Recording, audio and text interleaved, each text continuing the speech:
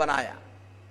जब अंग्रेज भारत में आए तो उन्होंने आजाद ब्राह्मणों को गुलाम बनाया, जो ब्राह्मणों के गुलाम थे उनको गुलाम बनाया ही नहीं, बनाने की जरूरत ही नहीं थी।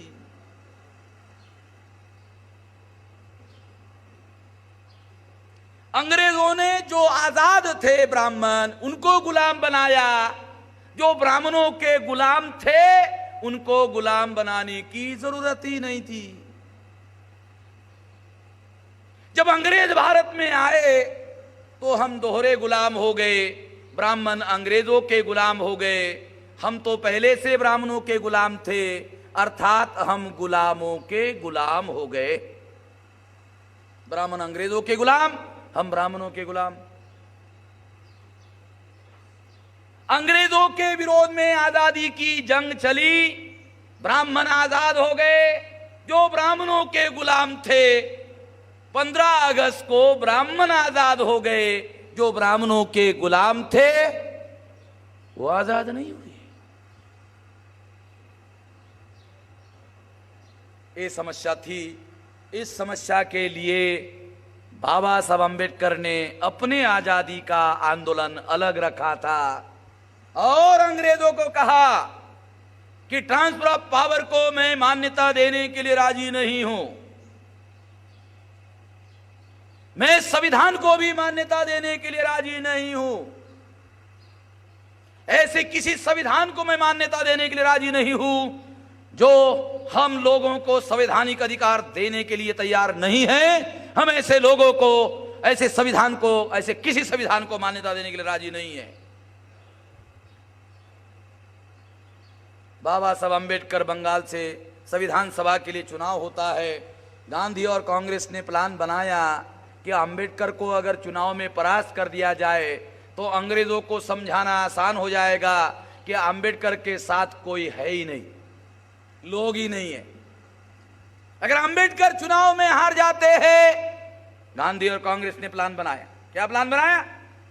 कि अगर अम्बेडकर चुनाव में हार जाते हैं तो अंग्रेजों को समझाना आसान हो जाएगा, अम्बेडकर के साथ कोई लोग ही नहीं है, जो थे वो कांग्रेस के साथ आ गए हैं, उन्होंने गांधी जी का नेतृत्व मान लिया है, ऐसा कहने का, बोलने का अवसर मिलेगा। इसलिए 46 को चुनाव हुआ और बाबा साहब अम्बेडकर महाराष्ट्र से चुनाव लड़ने की बजाय बंगाल गए। बंगाल के लोगों ने बाबा साहब अम्बेडकर को संविधान सभा पर चुनकर भेजा। जिन 4 जिले के लोगों ने, खुलना, जसोर, बोरीशाल और फरीदपुर के बंगाली लोगों ने बाबा साहब अम्बेडकर को चुनकर भेजा, बाद में गुस्सा होकर गांधी और कांग्रेस ने वो 4 जिले पाकिस्तान को दे दिए दंड स्वरूप। ये आजादी का जो लड़ाई है, ये लड़ाई, ये सारी कहानी, इतिहास जब तक नहीं समझोगे आपको कुछ पल्ले पड़ने वाला नहीं है, आपको कुछ समझ में आने वाला नहीं है। ये शह और मात देने का जो खेल चल रहा है, इसमें जो शह और मात का खेल खेल रहे लोग हैं, आजादी का आंदोलन का लड़ाई चलाने वाले जो लोग हैं, वो किसी को कुछ देना नहीं चाहते थे। और बाबा साहब अम्बेडकर ऐसे किसी संविधान को जिसमें प्रजा को अधिकार ना हो मान्यता देने के लिए राजी नहीं थे। जब बाबा साहब अम्बेडकर संविधान सभा पर चुनकर गए तो गांधी और कांग्रेस की वो योजना विफल हो गई और मजबूर होकर गांधी और कांग्रेस को बाबा साहब अम्बेडकर को मान्यता देना पड़ा। और इस तरह से बाबा साहब अम्बेडकर ड्राफ्टिंग कमेटी के चेयरमैन बनाए गए। बाबा साहब अम्बेडकर संविधान सभा के अंदर जो एक कमेटी थी, संविधान लिखने वाली प्रारूप समिति, संविधान लिखने वाली कमेटी जिसको अंग्रेजी में ड्राफ्टिंग कमेटी कहते हैं, उस कमेटी का चेयरमैन बनाया गया। संविधान सभा का चेयरमैन डॉक्टर राजेंद्र प्रसाद और संविधान लिखने वाली समिति का चेयरमैन बाबा साहब अम्बेडकर। ध्यान रखना, कंफ्यूजन हो जाता है बहुत सारे लोगों का।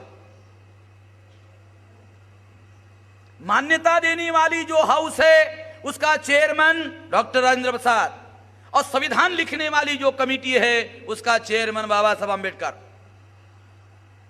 मजबूर होकर गांधी और कांग्रेस को बाबा साहब अम्बेडकर को ड्राफ्टिंग कमेटी का चेयरमैन बनाना पड़ा। ये गांधी जी की मजबूरी थी ये गांधी जी का उपकार नहीं था। ध्यान रखना, कांग्रेस के लोग इसको उपकार के तौर पर प्रचार में ला सकते हैं। अगर गांधी जी ने और कांग्रेस ने उपकार किया होता तो उस समय के अखबार वाले जरूर लिखते, उस समय के अखबार वाले एडिटोरियल भी लिखते कि गांधी जी ने बाबा साहब आंबेडकर पर उपकार किया, ऐसा जरूर लिखते। अगर उस समय के अखबार वालों ने नहीं लिखा है, न एडिटोरियल लिखा, न खबर दिया, तो इससे प्रमाणित होता है कि उस समय का फैक्ट कुछ अलग था, आज की परिस्थितियां कुछ अलग है। आज गांधी के साथ कांग्रेस को बाबा साहब का फोटो लगाने की भी सारी समस्या हो जाती है, कारपोरेशन में भी लगाना पड़ता है। कांग्रेस की जो स्थिति है आज और उस समय जो स्थिति थी, इसमें बहुत अंतर आ गया है। वार्ड का जो मेंबर होता है ना, वार्ड का कारपोरेटर, वो कारपोरेटर को भी बाबा साहब का फोटो रखना पड़ता है, कांग्रेस का जो उसको भी रखना पड़ता है।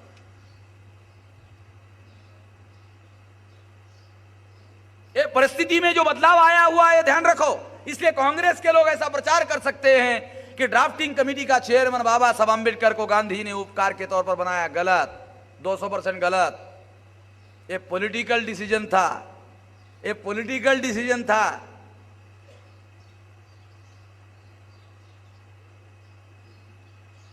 जैसे हमारे लोग कहते हैं कि बाबा साहब आंबेडकर संविधान के महापंडित थे, इसलिए बाबा साहब आंबेडकर संविधान सभा के संविधान लिखने वाले कमेटी के चेयरमैन बने, ये भी गलत।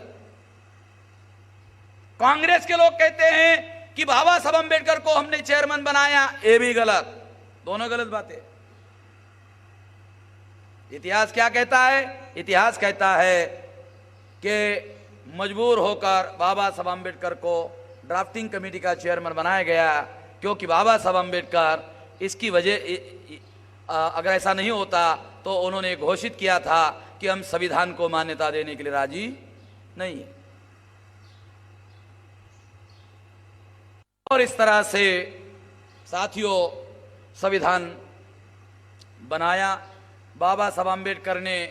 जो आज़ादी से हमारे लोग आज़ाद नहीं हुए थे, देखना दो बातें, आज़ादी से वो आज़ाद हो गए थे, हम नहीं। जो लोग आज़ादी से आज़ाद नहीं हुए थे, उन लोगों की समस्या बाबा साहब आंबेडकर के सामने थी। उनको आज़ादी कैसे दिलवाई जाए, वो आज़ादी कैसे मिलती? संविधान में लिखे हुए अधिकार मिलते तो उनको आज़ादी मिलती, लिखे हुए अधिकार नहीं मिलते तो उनको आज़ादी नहीं मिलती। इसलिए बाबा साहब आंबेडकर ने संविधान तैयार किया, 395 आर्टिकल का संविधान तैयार किया।